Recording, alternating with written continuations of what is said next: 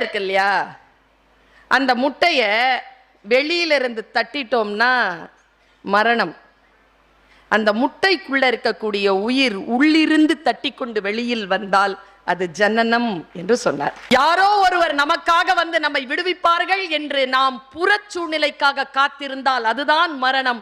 உனக்குள் நீ எழுந்து நின்று வெடித்து கிளம்பினால் அது ஜனனம் என்று சொன்ன குரு வாசகத்திற்கு சொந்தக்காரரான அந்த கவிதாசனை நான் வணங்குகிறேன். ஒரு வாசகத்தில் நான் நம்பிக்கை கொண்டவள். விதைத்தவள் தூங்கலாம், விதைகள் தூங்குவதில்லை. அவை முளைக்கும். எப்பொழுதோ கேட்டவைதான், யாரோ சொன்னவைதான். ஆனால் அந்த சொல்லை புரிந்து கொள்ளுகின்ற வாய்ப்பும் சூழலும் சில நேரங்களில்தான் ஆசீர்வாதமாய் மக்களுக்கு கிடைக்கிறது. இப்படி சொல்கிறேன், நம் வாழ்க்கையை மாற்றக்கூடிய அந்த ஒரு சிந்தனை, அந்த ஒரு சொல் நம்மை சுற்றி கொண்டுதான் இருக்கிறது, நமக்கு முன்னால் தான் இருக்கிறது. ஆனால் அதை நாம் புரிந்து கொள்வதில்லை, உள்வாங்குவதில்லை. மறுபடியும் புரிந்து கொண்டு உள்வாங்குவதற்கு நாம் காத்திருக்கின்ற பொழுது அந்த சொல் ஒரு சுற்றிவிட்டு நம்மிடத்தில் வந்து சேர்வதற்கு 30-40 வருஷம் ஆயிடும்.